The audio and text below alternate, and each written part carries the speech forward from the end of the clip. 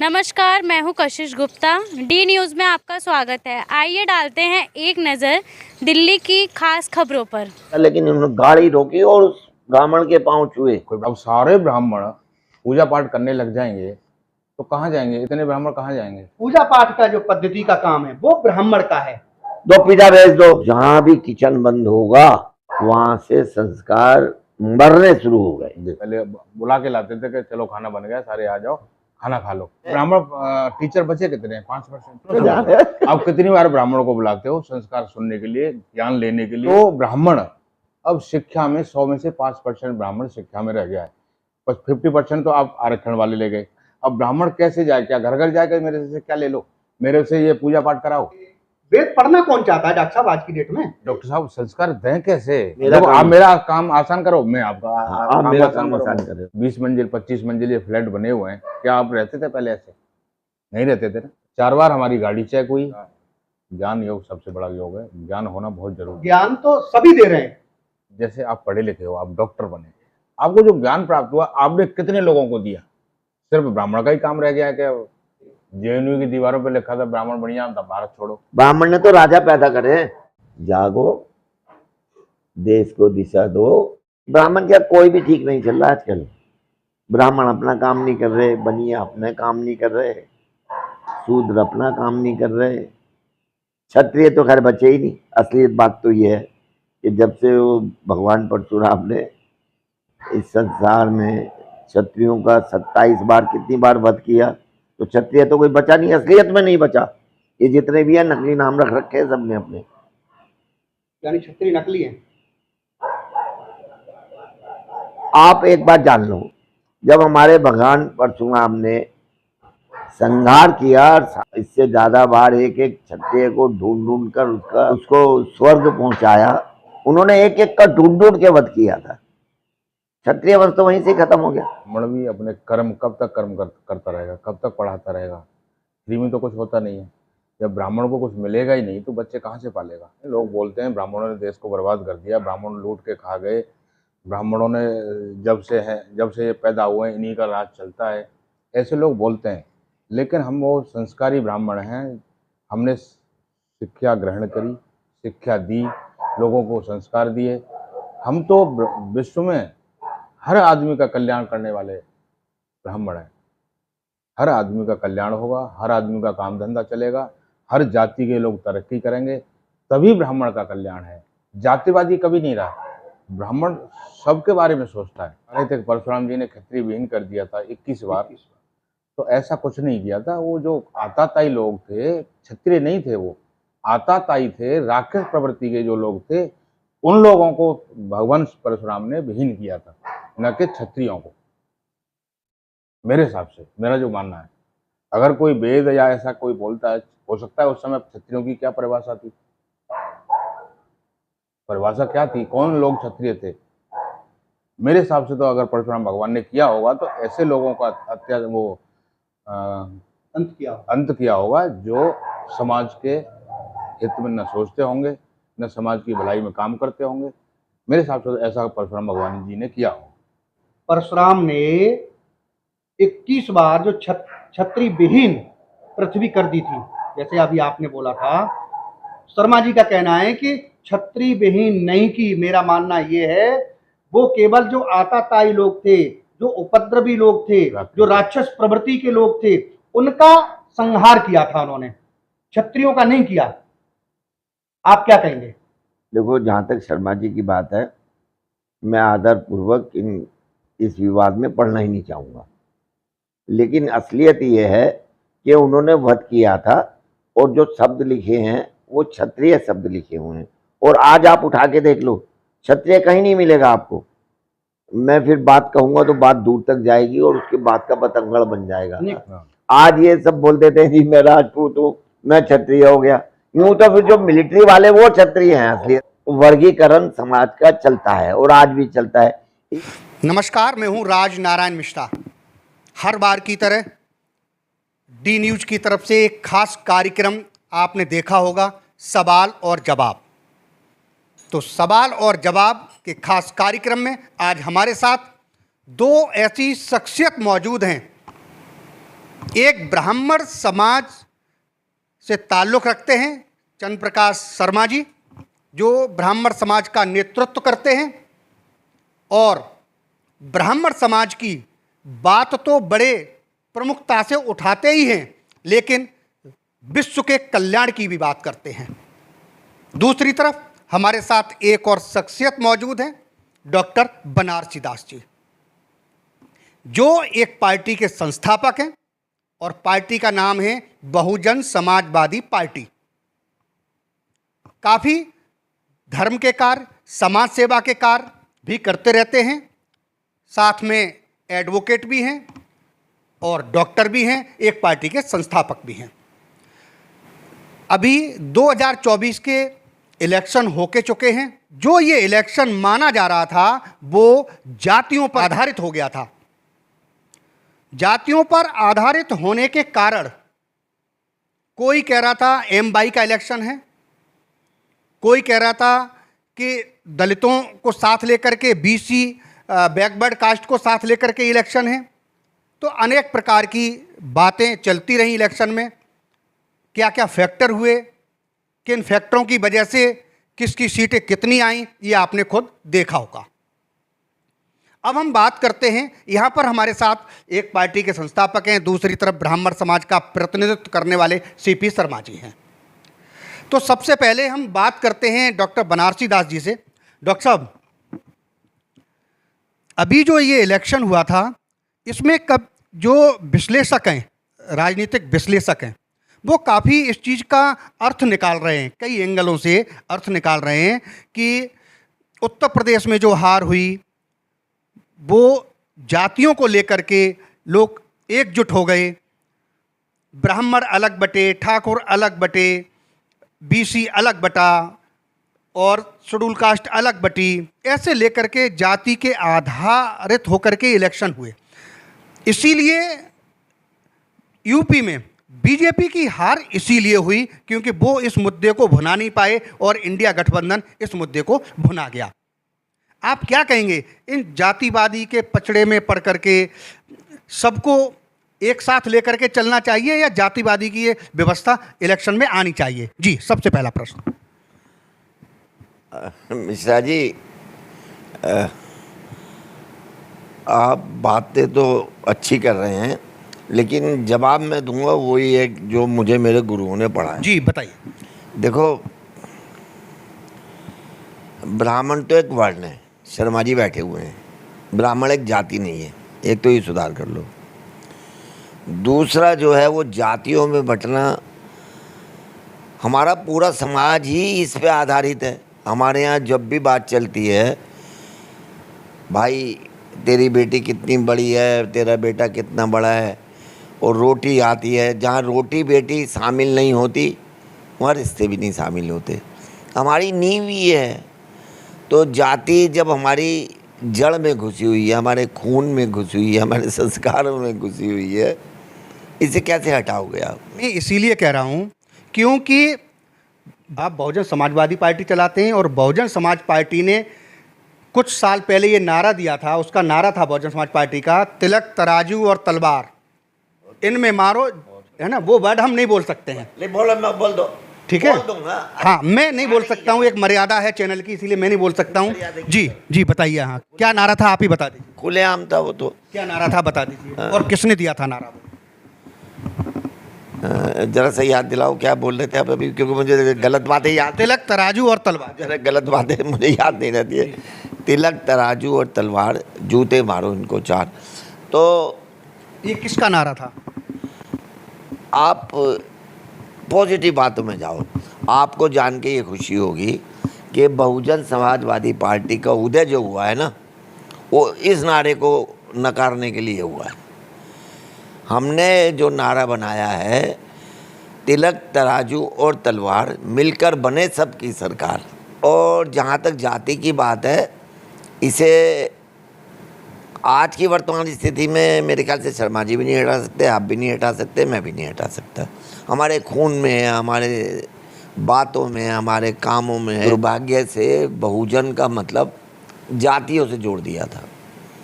जबकि मैं आपसे शर्मा जी निवेदन करूंगा, मिश्रा जी आपसे भी आदरपूर्वक आग्रह करूँगा, कहीं डिक्शनरी उठा के देख लें। बहुजन का मतलब होता है मेजोरिटी, सर्वसम्मति कहीं होती नहीं, कहीं नहीं होती है। आप बहुमत की बात कर सकते हो, बहुजन की बात कर सकते हो। तो बहुजन समाजवादी पार्टी का उदय इसीलिए किया गया कि दुर्भाग्यवश हमारे देश में ऐसी प्रथा डाल दी गई, बहुजन चमार, बहुजन जाट। धर्म ग्रंथों का या अच्छे ज्ञान का पठन पाठन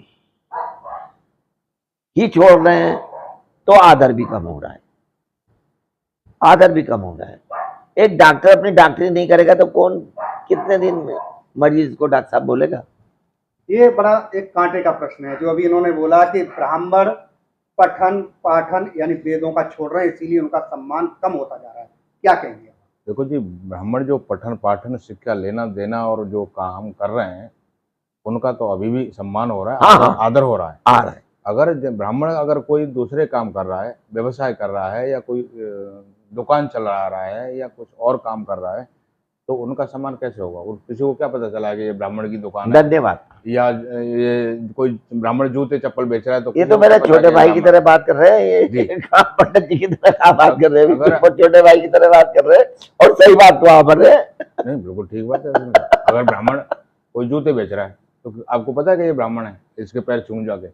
अभी तो आपने बोला था कि ब्राह्मणों की मजबूरी है दूसरे काम करना। मजबूरी है जब तो कर रहे हैं। अब सारे ब्राह्मण पूजा पाठ करने लग जाएंगे तो कहाँ जाएंगे? इतने ब्राह्मण कहाँ जाएंगे? आजकल तो पूजा पाठ दूसरी कास्ट भी से लोग हाँ, भी कर रहे हैं। बिल्कुल कर रहे हैं। और लोग उनको ये राम यादव, जो भी ये रामलाल यादव क्या नाम है इसका, विद्वान है और पढ़ा लिखा है तो उसको काम करना चाहिए, लेकिन पूजा पाठ का नहीं, उसको ज्ञान देना चाहिए आगे।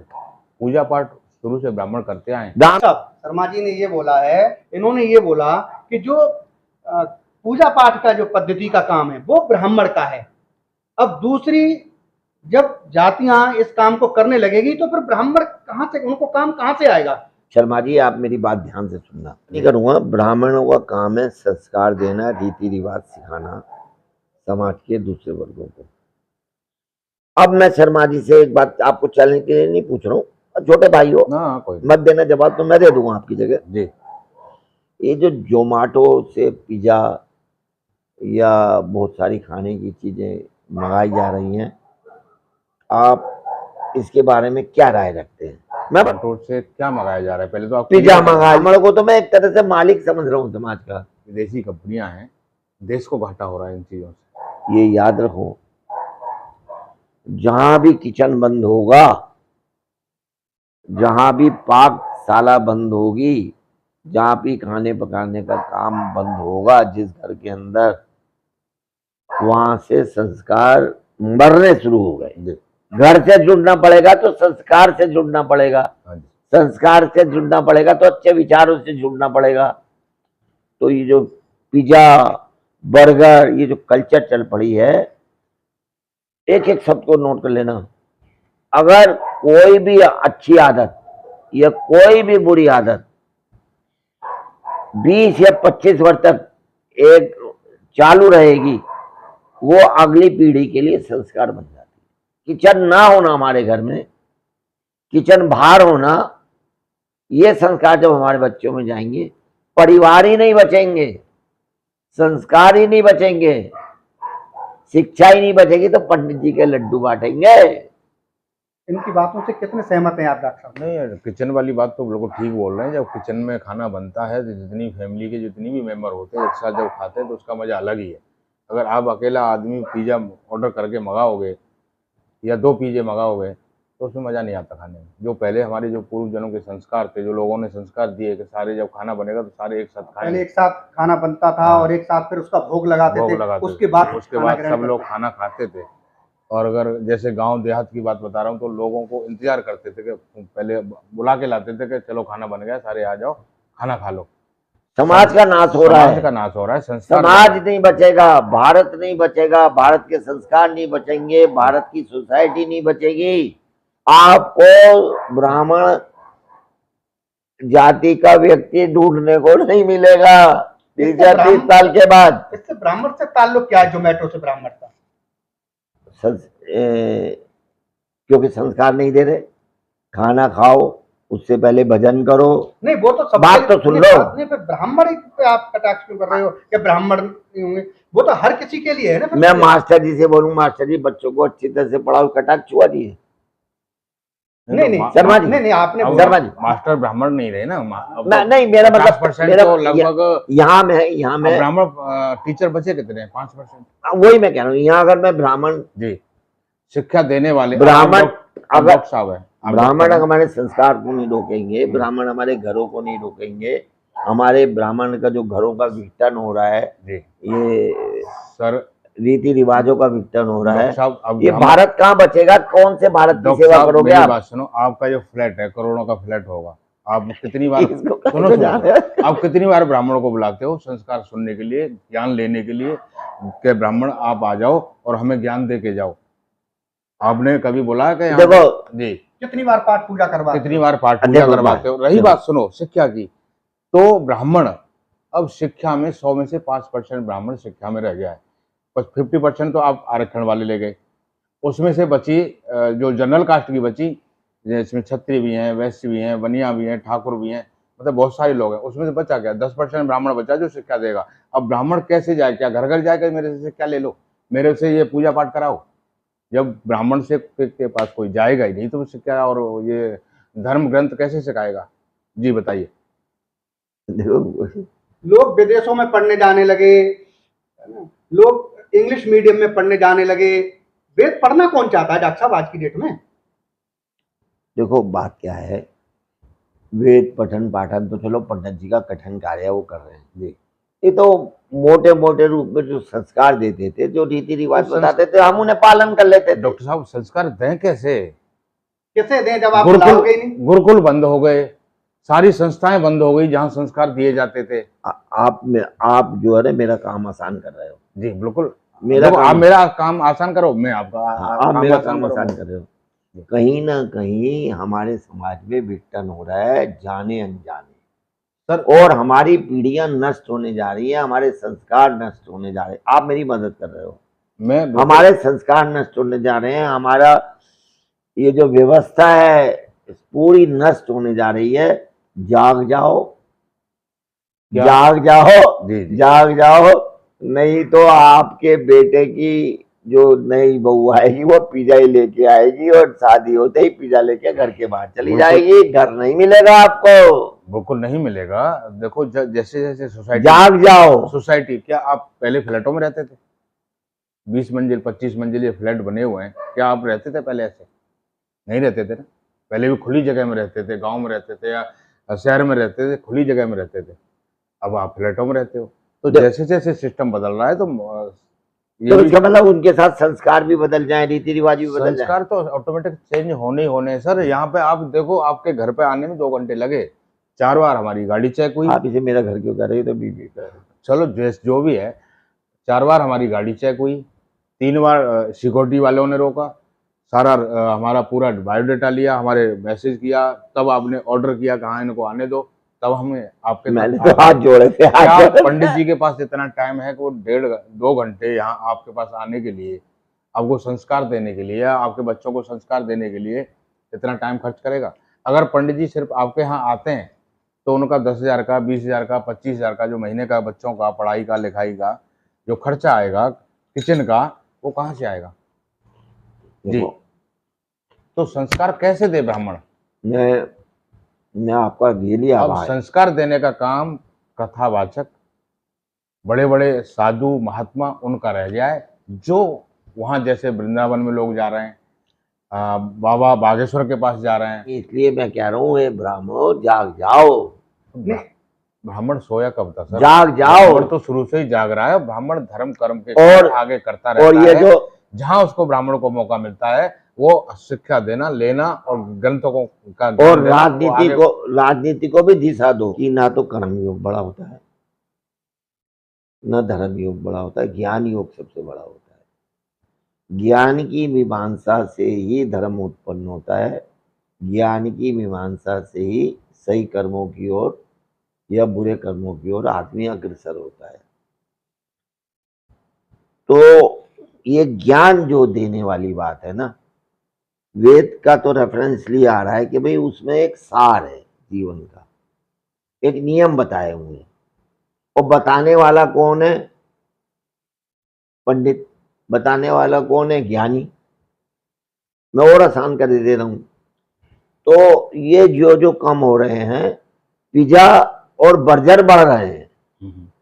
सर आप बार बार बात तो समझो, बात समझो, बात समझो। बात नहीं, आप बार बार हमारा बात topic- पिज्जा बर्गर पे ला रहे हाँ, हो। ये हमारा टॉपिक नहीं नहीं था, पिज्जा बर्गर। मैं एक कटु एक प्रश्न आपसे पूछने वाला हूँ। पूछो बहुत कटु। पूछो पूछो। आप एक तरफ कह रहे हो हमारे संस्कार नष्ट होने वाले हैं, हो रहे हैं। हो रहे हैं, ठीक है, मान लिया। आप भगवान को मानते हैं? आप ऐसा प्रश्न कर रहे हो, ये कौन मन नहीं कहेगा? नहीं कहेगा। मानता यार, नहीं भी मानता हुआ तो वो भी कहेगा मैं मानता हूँ। और बोलो। चलिए मान लिया। जो नहीं भी मानता वो भी कहेगा मैं मानता हूँ। ब्राह्मणों को लेकर के चर्चा हुई है ना, तो धर्म के बारे में, जो संस्कार के बारे में जो भी बात पिज्जा पर आके अटक गई थी, पिज्जा पर बात आके अटक गई थी, डॉक्टर साहब ने ये एक उदाहरण दिया था कि जो भगवान कृष्ण है उन्होंने ज्ञान योग सबसे बड़ा बताया था कि जब ज्ञान ही नहीं होगा तो आदमी कैसे आगे बढ़ेगा, धर्म भी नहीं होगा, कर्म भी नहीं होगा। धर्म की तरफ भी उसका, जब उसको ज्ञान ही नहीं है न तो धर्म की तरफ बढ़ेगा नहीं डॉक्टर न साहब, कर्म की तरफ बढ़ेगा। डॉक्टर साहब ने ये बहुत बड़ी बात ठीक कही है। कि किसी को अगर ज्ञान ही नहीं होगा तो वो क्या काम करेगा? क्या न सम्मान कर पाएगा, न धर्म का काम कर पाएगा, न कर्म कर पाएगा। ज्ञान योग सबसे बड़ा योग है। ज्ञान होना बहुत जरूरी है। ज्ञान होगा जब आप धर्म को आगे लेके चलोगे, जब ही कर्म को लेके आगे चलोगे। तो डॉक्टर साहब ने ये बात तो सही बोली है कि ज्ञान योग जरूरी है। शुरू में आपका एक अभी नारा था, वो ज्ञान कौन देता है? ज्ञान कौन, समाज को ज्ञान कौन देगा? नहीं, अब ज्ञान तो सभी दे रहे हैं सर, एक ड्यूटी बनाई हुई है। डॉक्टर साहब, मैं ये कह रहा हूँ, जैसे आप पढ़े लिखे हो, आप डॉक्टर बने, आपने कितने लोगों को ज्ञान दिया डॉक्टर का? जो आप कार्य क्षेत्र में रहे, कर्म क्षेत्र जो आपने किया, आपने कितने लोगों को अपनी तरफ से ज्ञान दिया? जो आपने पढ़ाई करी, जो आपने प्रैक्टिस करी, या जो भी आपने काम किया, सरकारी विभाग में रहे, प्राइवेट में रहे, आपको जो ज्ञान प्राप्त हुआ आपने कितने लोगों को दिया? सिर्फ ब्राह्मण का ही काम रह गया क्या? आप बड़ी अच्छी बात कर रहे हो। तर्क भी उतना ही ठीक होता है जितना हो। तर्क इस लेवल तक ना जाए, कुतर्क बन जाए। कुतर्क न बनना चाहिए। बर्जर, ये जो पिज्जा कल्चर चल रही है, इसको रोक लो। और वो और वो रोक सकता है ज्ञान देने वाला आदमी, जिसकी कमिश्नर की माँ भी जिसकी मानती है, और कमिश्नर की बीवी भी उसी को मानती है। कमिश्नर साला माने या ना माने, बहुत खुली बात कर रहा हूँ। बात तो सुन लो। फिर बात वही ज्ञान देने वाला कौन? अब आप केवल ब्राह्मण के ऊपर टाल देते हो कि ब्राह्मण इसको पिज्जा की दुकान को रोके, उसको रोके, ये सब काम हो रहे हैं। आप क्या करोगे फिर? अब बात सुनो, देखो बात सुनो। एक चलो अब राजनीति पे आते हैं। ब्राह्मण और एक बनिए का गठजोड़ था। कटु सत्य है ये कटु सत्य है जी। बनिए का व्यापार चल ही नहीं सकता बिना ब्राह्मण के सहयोग के। भाई इस त्योहार पे खीर बनेगी और इस चावल की खीर बनेगी, पंडित जी के सारे चावल बिक गए। मैं यही बताना चाह रहा हूँ, जो सॉरी बनिए के सारे लाला जी के सारे चावल बिक गए। समाज को ये नहीं पता पड़ा चावल क्यों बिक गए, बिकवाने वाला कौन है, वरना बनिया भूखा मर जाता। हंसी आ रही है आपको? हंसी, वरना बनिया भूखा मर जाता, उसमें कीड़े लग जाते। मेरा कहने का मतलब ये होता है, आप मानो या न मानो, एक घर में भी एक आदमी होता है बड़ा, जिसका सब कहना मानते हैं। स्कूल में भी कितने टीचर हो, एक हेडमास्टर होता है, विद्वान होता है, जिसका सब कहना मानते हैं। आज भी समाज में वस्तु स्थिति ये है कि पंडितों को एक ज्ञान के रूप में देखा जाता है, और ये अगर अपना काम नहीं करेंगे, अब सीन बदल रहा है। जो मैं आज अब राजनीति की बात बता रहा हूं, पंडित डिपेंड करता था हैवीली बनिए पर, बनिया हैवीली डिपेंड करता था पंडित जी पर। बनिया आप नहीं डिपेंड करता पंडित पर ना, वो नहीं डिपेंड करता कि मैं जाया मन ने तो बर्जर बेचना न पिज्जा बेचना, फोन से जाएगा आएगा, पंडित जी करते रहे मना। पंडित जी की फीस भी कम हो गई, पंडित जी का आदर भी कम हो गया। तो अब यहां ज्ञान योग आए। ज्ञान योग क्या आएगा कि बनिए तो आगे आ नहीं रहे, तो पैसे चूर में, पैसे का घमंड है भाई, मेरे पास तो पैसा आ गया। तो जी ये जो समीकरण है ब्राह्मण बनिएगा, ये बिगड़ रहा है। वो जो दूसरा आदमी है, नाम नहीं लूंगा, वो धन में आ गया है, घमंड आ चुका है। अरे दे रहा पंडित जी को 551 रुपये छोड़ गया। तो अब यह ज्ञान योग आएगा। ज्ञान योग ये आएगा कि समाज को कैसे इकट्ठा रखना है। बड़ी गहरी बात कर रहा हूं, ध्यान से सुनना। 1947 के परिवेश के बाद सिचुएशन बदली है। जो ताकत है ना, अब वो SC, OBC, SC ST OBC और ये जो आदिवासी वगैरह जो आदिवासी, और ये जो मुसलमान है, क्या नाम है, पसमानदा मुसलमान, अल्पसंख्यक, ये पैसे वाले तो आते जाते रहते हैं। जो नई ताकत उभर रही है, नई ताकत किस रूप में? वोट डालने की ताकत। बिल्कुल लंगी बात कर रहा हूं। हाँ जी, इनको संगठित करो अपने ज्ञान से, ठीक है, और एक ताकत बनाओ। और एक बात और बताऊं, आपको गलतफहमी हो और आपको भी गलतफहमी हो, ब्राह्मण कभी राजा नहीं बनना चाहता। ब्राह्मण ने तो राजा पैदा करे हैं। नहीं, ब्राह्मण तो पहले भी शासन नहीं करते थे, दूसरे ही करते थे। चलो धन्यवाद धन्यवाद। ब्राह्मण तो सलाह देते थे, सलाह दे, राजा पैदा तो करे। शाम के बदनाम किया गया, बदनाम किया। कि सब अरे मैं तो राज किया है इन्होंने, नहीं, वो उनको ज्ञान नहीं है, उनको ज्ञान नहीं है। ब्राह्मण ने राजा उत्पन्न किए हैं। जी हाँ, ब्राह्मण ने तो बड़े बड़े सेनापति उत्पन्न किए हैं। तो ब्राह्मणों जागो, नई परिस्थिति में ये जो नया फोर्स है ना, SC ST OBC, बड़ी गहरी बात कर रहा हूँ मैं, बहुत ही गहरी बात कर रहा हूँ। आदिवासी, और हो सके तो थोड़ा बड़ा दिल करके इनको भी हिंदू बनने में देर नहीं लगेगी, बस मानता समझ रहे हो ना। तो इन सबको इकट्ठा करो, इनका नेतृत्व करो और देश में आमूलचूल परिवर्तन लाओ। ये मैंने साफ सुथरे शब्दों में, आपकी पार्टी का मेन, आपकी जो है पार्टी है, यही है मैं भाई, बहुजन राज करे। मेरी पार्टी का ये एम नहीं है कि भाई क्या जाति का व्यक्ति, अब मैं थोड़ा सा समझूंगा आपसे इंटरव्यू देने के बाद, क्या जाति व्यक्ति का आदमी राजा बने। ठीक बात। मेरी पार्टी का काम नहीं है, नहीं कि वह जाति का आदमी राजा बने। मेरी पार्टी का उद्देश्य है कि बहुजन का आदमी राजा बने। और ब्राह्मण न बनना चाहता, जिस बनेगा ना राजा, उस दिन वो रावण की तरह मारा जाएगा। रावण की हत्या का मेन कारण ये था कि उसने ज्ञान पठन पाठन वेद पढ़ना छोड़ दिया था और राजा का कार्य शुरू कर दिया था। ब्राह्मणों ने आगे बढ़ के उसकी हत्या करवाई। जो बात है दूसरी अलग है। यानी कि जब उसने अपना वेद का पठन पाठन, ज्ञान का पठन पाठन बंद करके सोना कमाना शुरू कर दिया, राजा बनना शुरू कर दिया, नारी का हरण करना, तो भाई अब ये तो ब्राह्मणों का बदनामी कर रहा है। कितने सहमत हैं डॉक्टर साहब की बातों? ये ब्राह्मणों की बदनामी कर रहा है, इसका मत कराओ। डॉक्टर साहब, आपका एक चंद्रशेखर नाम से एक बंदा आया हुआ है मार्केट में नया, जो अभी शायद MP से चंद्रशेखर रावण। उसने रावण नाम क्यों रखा? आप उसका जवाब दो। अगर रावण खराब था तो उसने रावण नाम क्यों रखा? देखो, आजाद समाज पार्टी बनाई है, भीम आर्मी तो भीम आर्मी का चीफ, आजाद समाज पार्टी।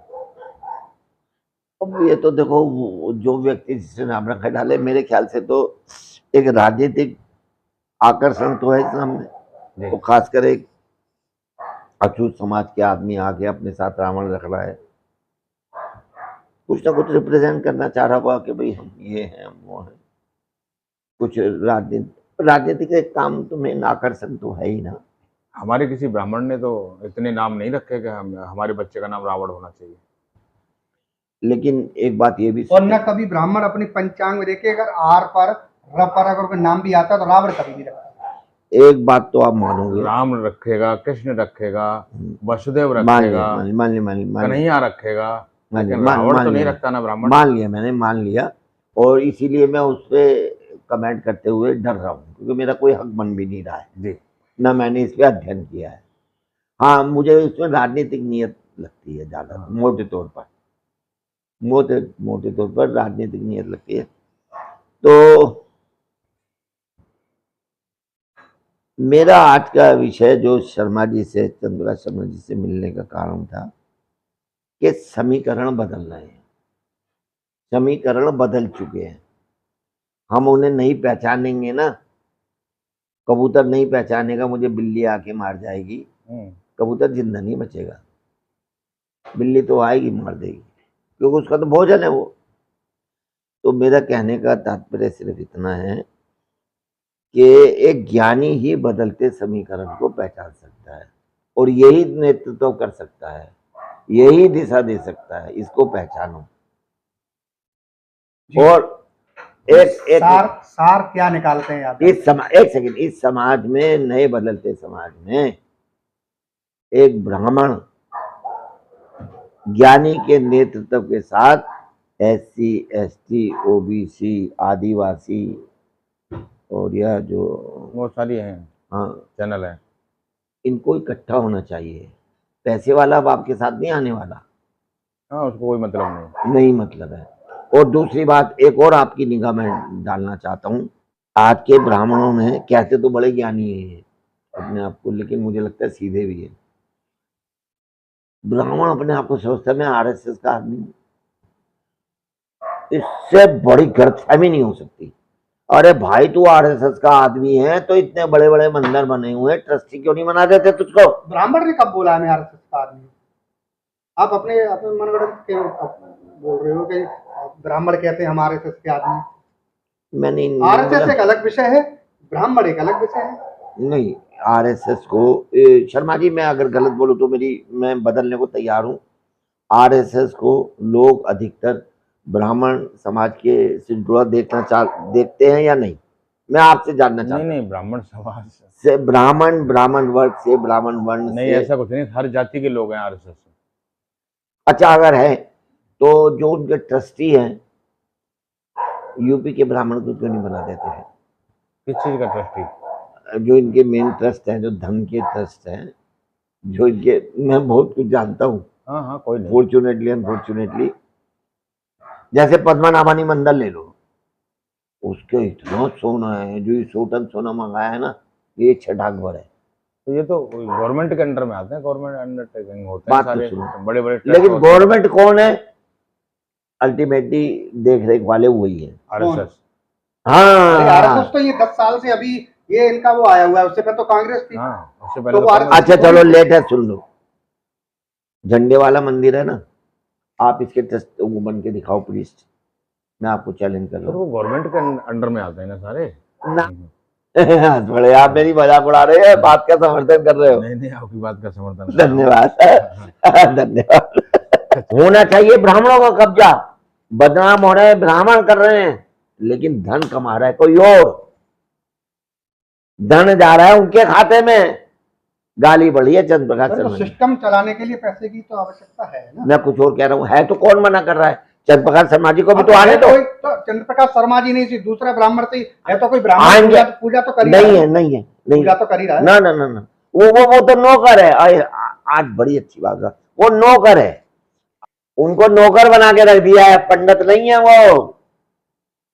पंडित बन गया पैसे वाले, पंडित बन गया RSS, धन पे कब्जा कर लिया है, मूर्ख बना रहे हैं चंद्र प्रकाश शर्मा जी को, मिश्रा जी को भी।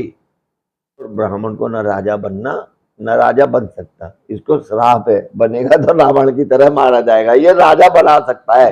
लास्ट बात आपने, जैसे अभी इन्होंने बोला कि रावण बनेगा तो मारा जाएगा जी। आपने प्रश्न किया था कि चंद्रशेखर जो रावण, उसने अपना नाम रावण रखा, अब उसकी क्या मनोदशा है? डॉक्टर साहब ने भी उसका जवाब दिया कि हो सकता है राजनीतिकरण करने के लिए उसने अपना नाम रावण रखा हो, कि रावण को मारने आकर्षण, वाला, राजनीति आकर्षण, कि हो सकता है वो रावण को मारने वाला है तो इसलिए लोग आकर्षित हो जाएं कि भाई रावण को भी मानता है ये तो। अब लास्ट व्यू ये है कि आप क्या कहना चाहेंगे आज की डिबेट के बारे में, आज जो वार्तालाप हुआ?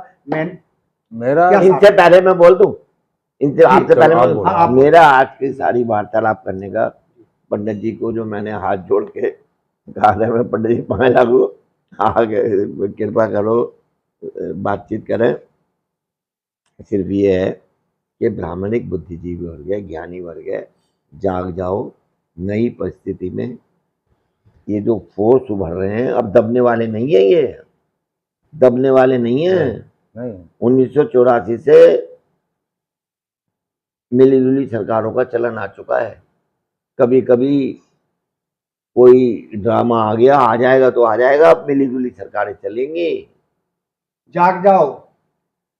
नहीं और संगठन तैयार कर लो। डॉक्टर साहब बिल्कुल ठीक करें, जागना पड़ेगा। देखो इसमें ब्राह्मण अकेला नहीं, सब लोगों को साथ मिलकर काम करना पड़ेगा। जगा हुए तो अब मेरे हाँ। जैसे 10 जग नहीं, जाएंगे, बिल्कुल आज जगाएंगे। और मेरे हम जैसे आगे 10 जग जाएंगे। हम तो शुरू से ही राष्ट्र की सेवा करते आए और करते रहेंगे, समाज की तो हम सेवा आपके करते आए नेतृत्व में काम और करेंगे। करते रहेंगे। हर समाज के साथ हैं और हर समाज का कल्याण चाहते हैं, और चाहना भी चाहिए। चाहे ब्राह्मण हो, चाहे वैश्य हो या ठाकुर हो, सबको राष्ट्र के हित में के बारे में सोचना चाहिए। ये मेरी पत्नी है डॉक्टर प्रेमलता। ये आज का विषय बड़ा ही बहुत रोचक रहा। हमारा खास कार्यक्रम तो होता है सवाल और जवाब का। जाग जाओ। समय दूसरा आ चुका है, लोग हावी हो रहे हैं, इसीलिए एक मंच पर आके सबको साथ लेकर के, बेटा ले चाहे वो तिलक हो, ले चाहे बेटा। बाजू हो, चाहे तलवार ले हो, लेगी कोई भी हो, एक मंच पर आकर के सभी मिलकर के सबके भले की बात, यानी जैसे कि शर्मा जी ने नारा बताया था कि विश्व का कल्याण, यानी सभी के कल्याण की बात, विश्व के कल्याण की बात सोचो। केवल धन इकट्ठा करने में लगा रहना एक मूर्खता और है। तिलक तराजू और तलवार बने सबकी सरकार। और डॉक्टर साहब का नारा है तिलक तराजू और तलवार धन्यवाद, बने धन्यवाद। सबकी मिलकर सरकार। अब देखना यह होगा कि एक मंच पर आकर किस तरीका से लोग इकट्ठे हो पाते भी हैं या नहीं हो पाते हैं, ये तो वक्त आने पर ही पता नहीं, लगेगा। मैं निवेदन, अगली बार एक और शख्सियत से होगी मुलाकात। तब तक के लिए हमें और हमारी टीम को दीजिए इजाजत। नमस्कार।